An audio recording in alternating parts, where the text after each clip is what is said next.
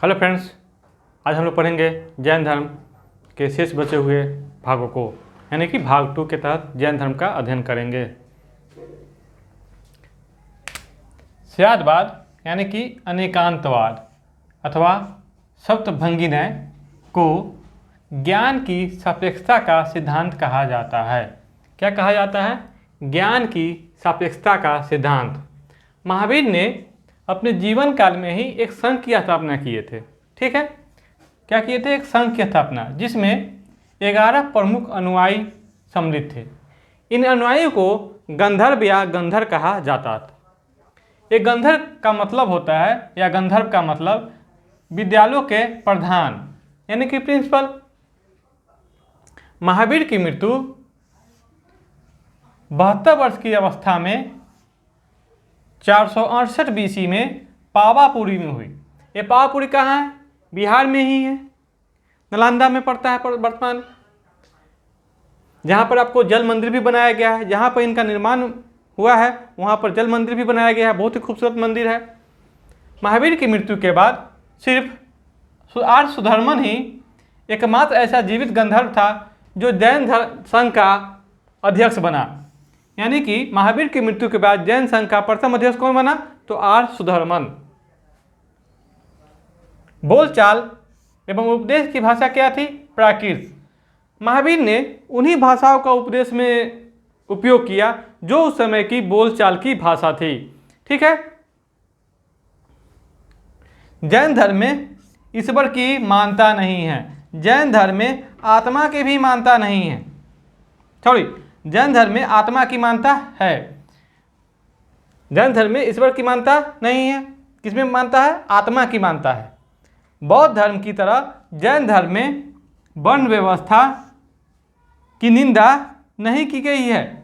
यानी कि बौद्ध धर्म में वर्ण व्यवस्था की काफ़ी घोर निंदा की गई है, लेकिन जैन धर्म ने उसके बारे में उससे बहुत ही कम कठोर रुख अपनाया है।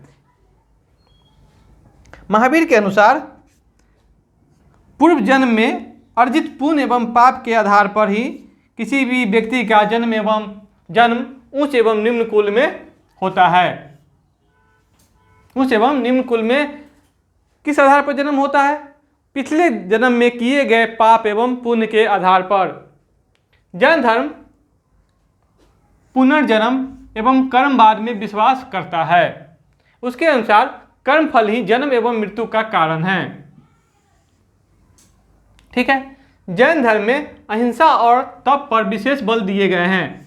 यह नोट करेंगे, अहिंसा और तप पर विशेष बल दिए गए हैं। इसीलिए कृषि तथा युद्ध में भाग लेने पर प्रतिबंध लगाया गया है।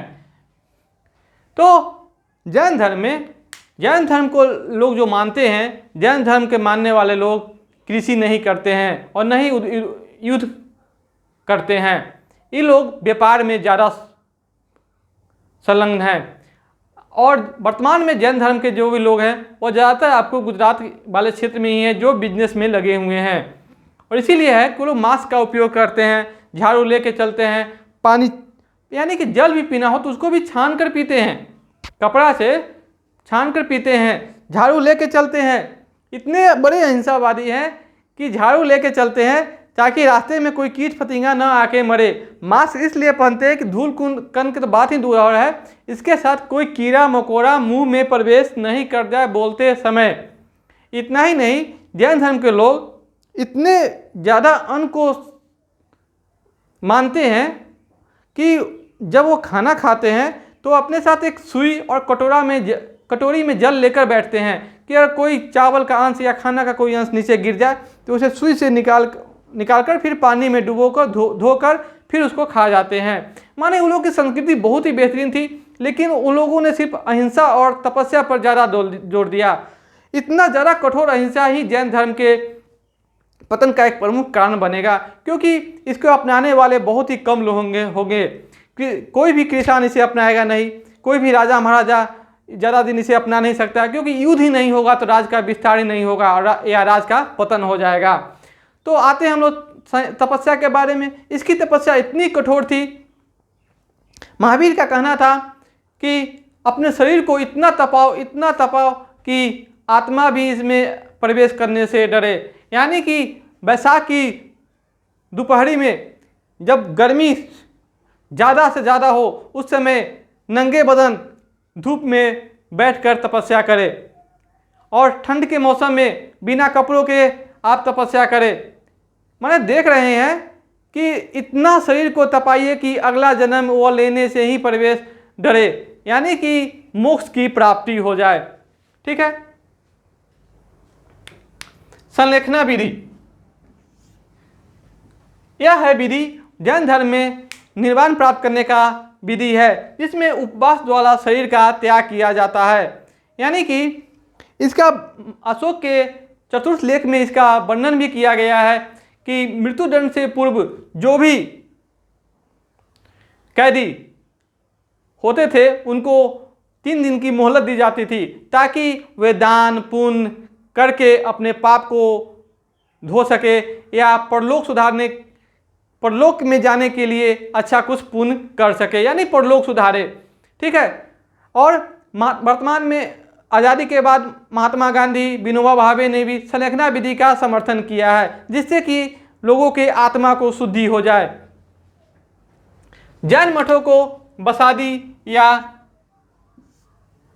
बसदिश कहा जाता है। जैन धर्म का महत्वपूर्ण ग्रंथ है कल्पसूत्र, जो संस्कृत में है। कल्पसूत्र रचना गया है भद्रबाहु द्वारा।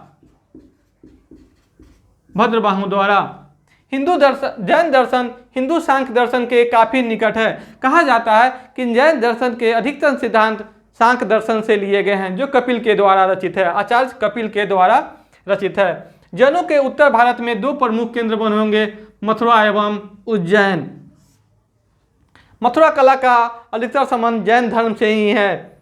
राजाओं में जो राजा होंगे, वत्स नरेश उदयन, मगध नरेश बिंबिसार, अजातशत्रु, चंद्रगुप्त मौर्य, कलिंग नरेश खारवेल और राष्ट्रकूट नरेश अमोदगढ़, ये जो राजा होंगे ये आपको जैन धर्म के संरक्षक होंगे। और इनमें जो कुछ राजा हैं, जैसे चंद्रगुप्त मौर्य, कहते हैं ये अपने जीवन के अंतिम समय में 298 BC में जैन धर्म की दीक्षा प्राप्त करके यह अपने राज्य के सबसे दक्षिणतम भाग यानी कर्नाटक के श्रवणबेलगोला में जाकर संलेखना विधि के द्वारा अपने प्राण त्यागेंगे। और यह जो जगह होगा कर्नाटक के श्रवणबेलगोला, वहीं पर गंग वंश के जो मंत्री होंगे चामुंड 10वीं शताब्दी के मध्य में वहाँ पर विशाल बाहुबली की गोपेश्वर मूर्ति का निर्माण करेंगे, जो विश्व की सबसे बड़ी मूर्ति भी कहलाएगी। देख रहे हैं। और अमोघ वर्ष यह राष्ट्रकूट नरेश होंगे, ये भी जैन धर्म को मानने वाले होंगे और ये तो तुंगभद्रा नदी में जल समाधि ही ले लेंगे। ठीक है। अब हम लोग पढ़ेंगे जैन संगति के बारे में। तो जैन धर्म में 2 संगति हुई, एक प्रथम जैन संगति जो 300 ईसा पूर्व में हुई और द्वितीय जैन संगति जो 512 या 13 ईस्वी में हुई। ठीक है। तो आते हैं हम लोग प्रथम जैन संगति। 300 ईसा पूर्व पाटलिपुत्रा में संपन्न हुई। इस समय पाटलिपुत्रा मगध साम्राज्य की राजधानी थी, जहाँ पे चंद्रगुप्त मौर्य शासन करते थे। यहाँ पे